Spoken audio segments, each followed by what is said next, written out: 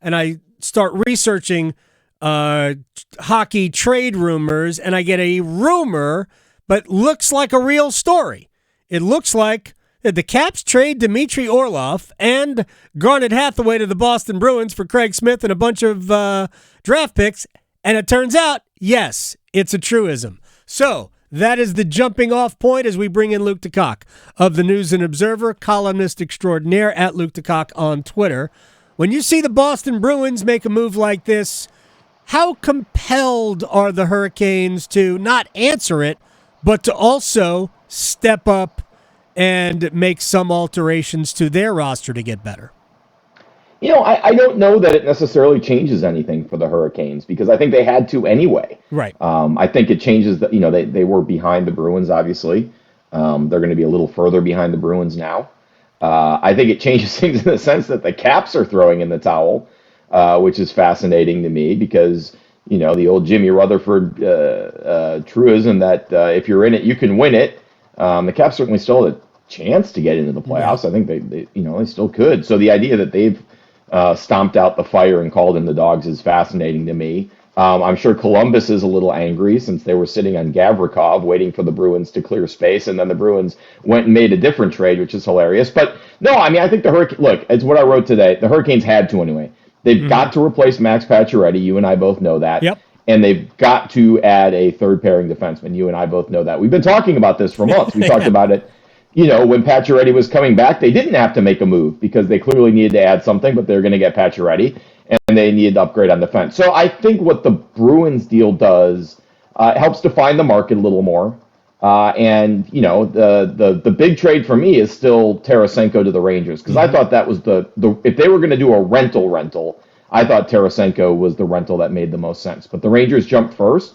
Maybe that does reopen Patrick Kane as a possibility since he was dying to go to the Rangers.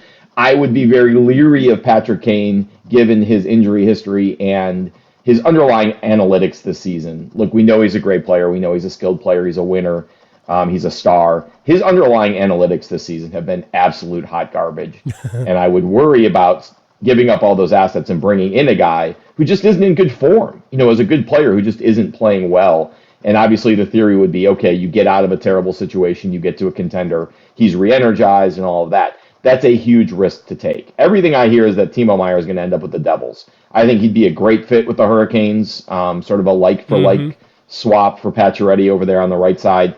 Everyone I talk to says this is inevitably heading toward the Devils. It's just a question of what the return is. So, I think this is going to be a situation where, like the Trocheck deal and like the Brady Shea deal, they're going to have to go and be creative and get a guy with some term because I think a lot of the, whatever you want to call them, primary targets or common names may not work for the Hurricanes. But whatever they do, and obviously I threw out a couple names of stuff that could work. I don't think it will, but players like that, like a Dylan Larkin, like a Pierre-Luc Dubois, whatever they go out and do, they've got to do something because you have your window is closing. It's not closed, it's closing. We both know that with the Pesce and Slavin contracts. You've got to do something because if you can beat the Bruins, you got a chance to win this whole thing. And they've done well against the Bruins in the regular season.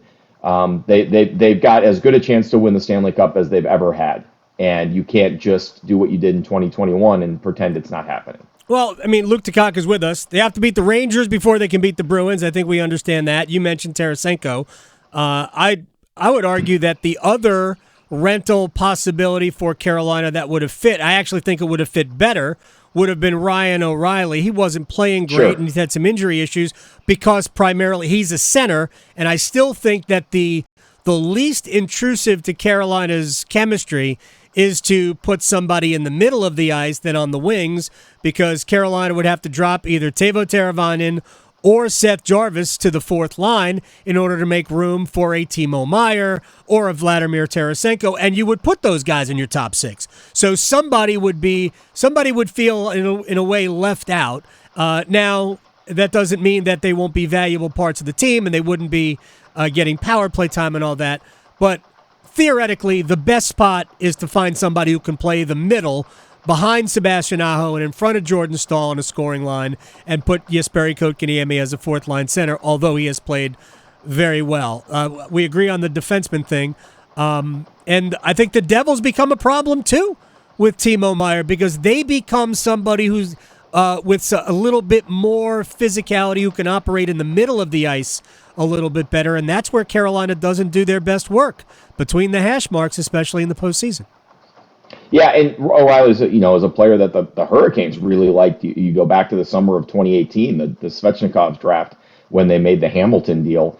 O'Reilly was tops on their list that summer. They really wanted Ryan O'Reilly then. So this is a player that they've been interested in for some time. Obviously, he went to Toronto, and that's why when you talk about, all right, so who's a guy that's maybe not a rental that you can go get?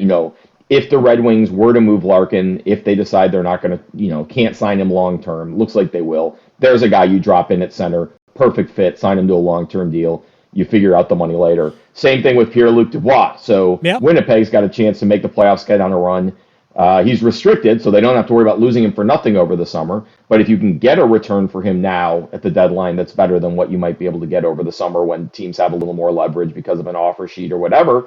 Maybe those are guys. Look, I don't think Larkin or Dubois is going to move, but it's somebody like that they would have to go get. Like they did with Trocheck, who's a guy with some term who can slot into the middle. I just think even if it screws up the lines a little bit now, you're going to have injuries, you're going to have slumps. Right. You've just got to add a top six forward. Ideally would be a center. If it's a winger, fine, it'll all work out. But you need more depth. You need more talent depth. You don't need another fourth line guy. So yeah, O'Reilly would have been great, but the Leafs jumped first, and we know how the Hurricanes operate. They're going to put a price on guys. They're not going to go over that price. I think the most interesting thing that came out of my conversations over the last week and a half, really going back to the start of the outdoor game, is that they're even though Alexander Nikishin, the big defenseman in Russia, who's turned into a third-round pick, who's really turned into a star in Russia, is under contract through 2025.